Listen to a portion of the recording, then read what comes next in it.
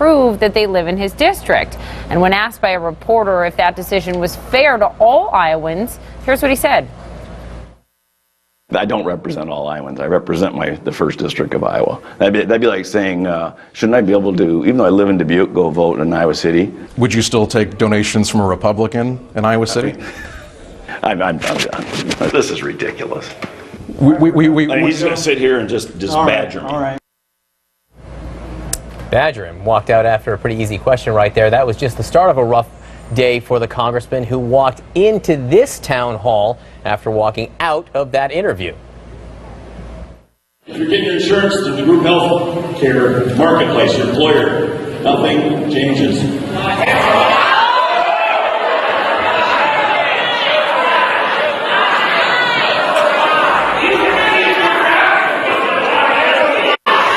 If you're getting your health insurance through Medicare, nothing's going to change. Nothing's going to change. Nothing's going to change. If you're currently getting your health insurance through Medicaid, nothing's going to change. You should get some credit for having town halls. Not every member of Congress does that. Joining us now, Brad Woodhouse, former communications director for the Democratic National Committee. He's the current president of Americans United for Change. And Shermichael Singleton, CNN political commentator, Republican strategist. Shermichael, to you, the behavior of that congressman there, again, I praise him for holding the town meeting, but walking out of an interview there for being asked about the process of screening people walking in. What do you make of that? I mean, look, John, I think the congressman is partially correct and partially wrong on this one. And I say that because he is correct. He does represent the constituents within his district. But I think he's right. If there are people that are outside of his district that want to be a part of a town hall just so that they can cause ruckus, I don't think that's appropriate. But I do think as a member of Congress, he does by and large represent the state of Iowa with the other members of Congress. And I think the congressman was probably aware of that. I think that tensions are so high right now, it's easy for folks to become frustrated.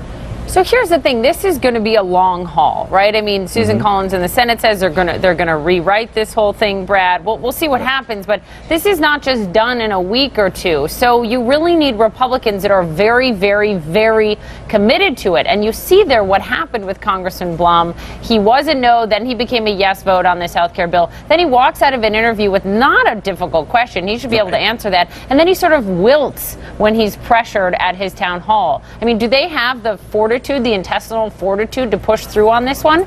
Well, certainly it seems that Representative Blum doesn't, and I think that's someone that probably needs to start working on his resume. I mean, look, the problem that Republicans are facing here is that the American people are calling their bluff. For all of these years, Republicans have lied about the state of Obamacare, about Obamacare being in a death spiral, about problems with Obamacare. Now what they're finding is that Obamacare is more popular than Republicans in Congress, more popular than Paul Ryan, more popular than Donald Trump. People believe it's working. They want to keep it. They want it fixed and tweaked, but they don't want the whole thing taken away and so many people losing their coverage. So Republicans are running in to the truth, and their lies over the past 7 years are being exposed, and they're going to continue to get that type of treatment at town halls. Shermichael, just 1 second here, and you can say whatever you want, but you do come at this from a different perspective in that, look, you think Obamacare is deeply flawed and needs to be changed in a major way, if not repealed and replaced, but you also do note that Republicans are being forced to get behind a bill here, the House bill,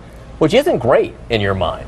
No, it's not a great bill, and I'm sure you guys remember when Nancy Pelosi made the statement that we have to pass the bill to see what's in it. I think it's a bit hypocritical that Republicans passed the bill so quickly with not a lot of debate, and now we are beginning to realize that millions of Americans potentially could lose health care with preconditions because they could essentially be priced out of health care altogether. When this bill was passed, if I could just share a quick personal story, my grandmother sent me a text message, and she said, what does this mean for me as someone who once had cancer? Am I now going to be able to afford health care going forward? And I had to be honest with her. I said, Grandmother, if this bill were to pass in the Senate the way it is, probably not. Thankfully, the Senate probably more than likely will not pass this legislation as it stands. And I'm hopeful because, to be quite honest with you, John and Poppy, the legislation is horrible, and I think it's going to hurt a lot of people, particularly people who supported President Trump by and large. Just a quick follow-up to you on that, Shermichael. You're a Republican strategist who doesn't like this bill one bit.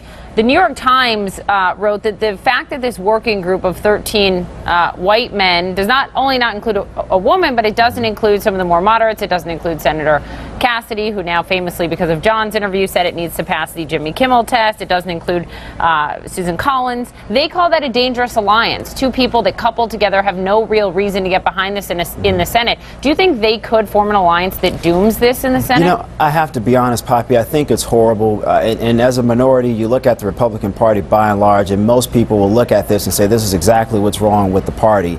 You have Senator Tim Scott, an African-American Republican who owned an insurance company at one point. You don't have any women a part of this 13 group of men. It's not reflective of America as it currently stands. And I have to tell you, to be honest, as a Republican, this is something that is extremely concerning and disheartening to me. And I hope Mitch McConnell, the leader of the Senate, takes another look at this and reconsider. Because again, if you're going to work on something that's so important as people's health care, Poppy and John, you have to have legislation and people involved in that process that are reflective by and large of the people of this country. All right, Brad Woodhouse, you're not getting out of this with just nodding and smiling here. You know, Joe Manchin, West Virginia senator, considered in some ways, you know, the most moderate or most conservative senator. We just learned he's facing a challenger, a very serious challenger inside West Virginia.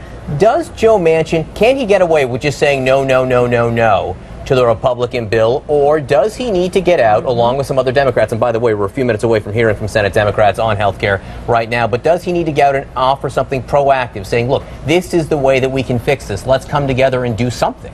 Well, look, I think as long as the process is the way the Republicans have designed it. Remember, Republicans in the House nor in the Senate have reached out to a single Democrat to talk about how Obamacare could be improved. The president has not reached out to a single Democrat. So I don't think it's incumbent upon Joe Manchin to participate in a process that Republicans have left Democrats out of. Democrats have actually proposed plenty of tweaks that would help improve Obamacare. I'm sure Senator Manchin has some of those ideas himself, and I'm sure he'll probably offer them. But to participate in a process that Republicans have already locked Democrats out of, I think is wrong-headed, and I don't believe that any Democrat should feel compelled to do so. If I could just chime in really quickly, I think Democrats should be compelled to jump in. Look, when people look at what's going on in Washington, you see on both sides of the aisle a lot of partisanship, hyper-partisanship. And people are saying, when will someone, irregardless of your political perspective, say, I'm going to be the adult here?